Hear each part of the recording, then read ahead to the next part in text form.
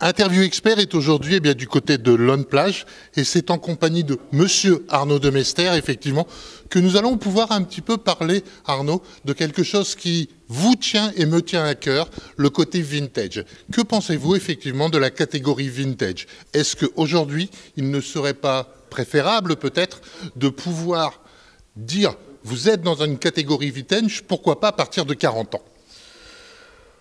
Pour ma part, la catégorie vintage, bon, y a des pilotes, des jeunes pilotes qui ont envie de rouler en vintage, qui restaurent leur moto et tout. Non, je pense pas que l'âge est un frein pour faire du vintage.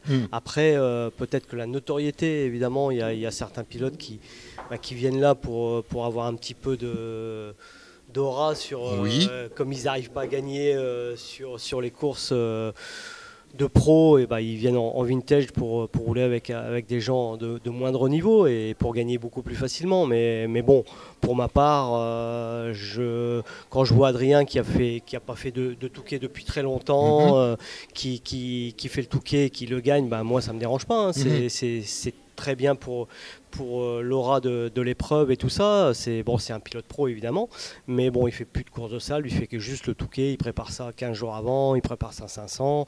Après, David Herbreto, c'est pareil, c'était un pilote de l'élite, mais il faisait pas vraiment de course de sable, comme Dercourt aussi.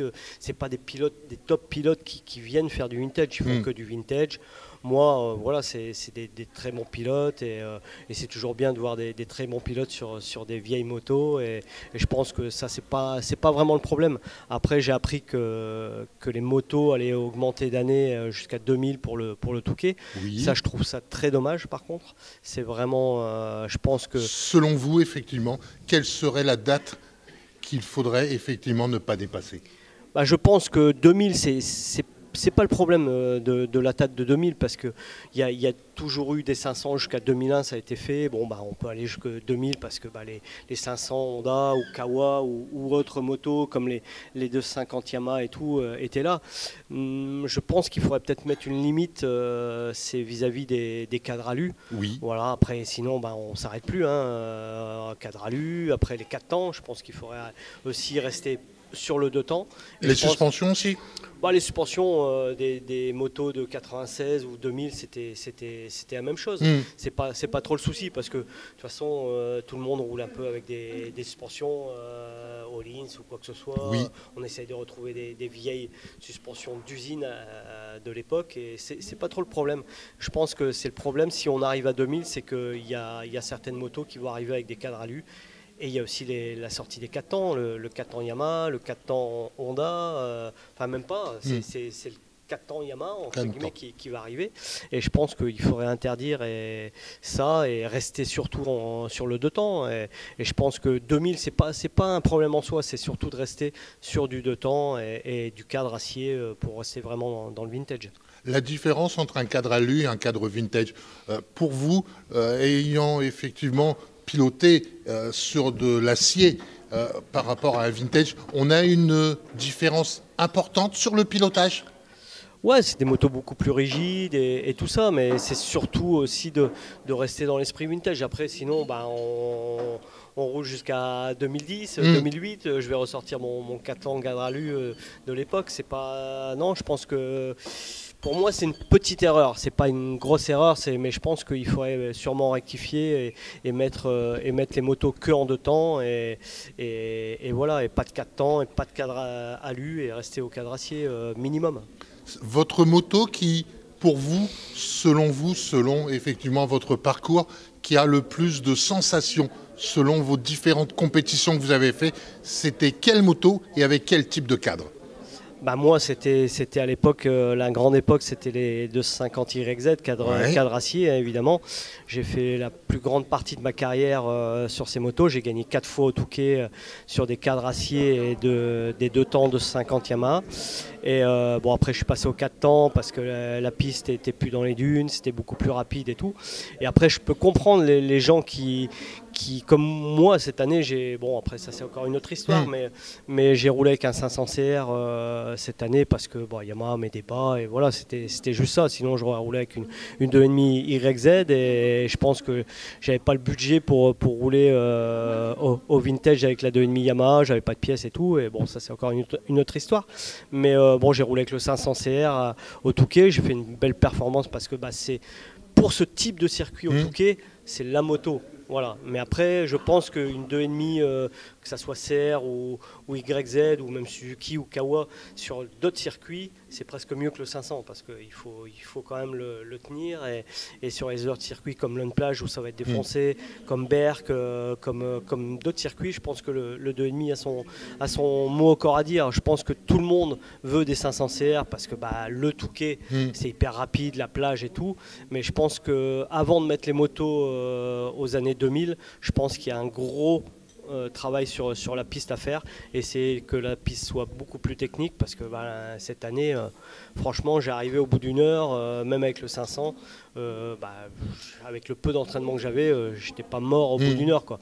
Et il suffisait juste d'avoir une moto qui marchait et qui marchait très vite sur la plage pour être presque devant et je l'ai prouvé à 51 ans j'ai encore fait sur le podium avec la 500 Honda que j'avais quasiment pas roulé, j'ai roulé une fois le week-end d'avant mais bon c'était facile, j'avais mis des transmissions très longues et j'allais très vite sur la plage et après sur la piste même la première partie jusqu'au Novotel c'était très facile entre guillemets et il suffisait juste d'avoir une moto très puissante et voilà et je pense que tout le monde a envie d'avoir une 500 CR pour bien faire au Touquet mais je pense que le plaisir pur c'est sur un 2,5 2 temps, c'est évident.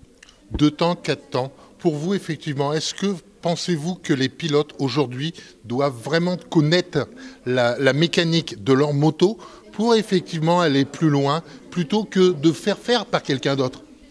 Vous, évidemment. De votre côté, vous avez effectivement toujours su, puisque votre père était effectivement tenait un garage. Oui, mais bon, j'avais aussi beaucoup d'expérience avec la 2,5 YAM et j'ai eu la chance aussi de connaître des super préparateurs, mes anciens mécanos comme Franck Elbert, Olivier Chalin et tout. Voilà, c'est des amis et je les ai souvent au téléphone.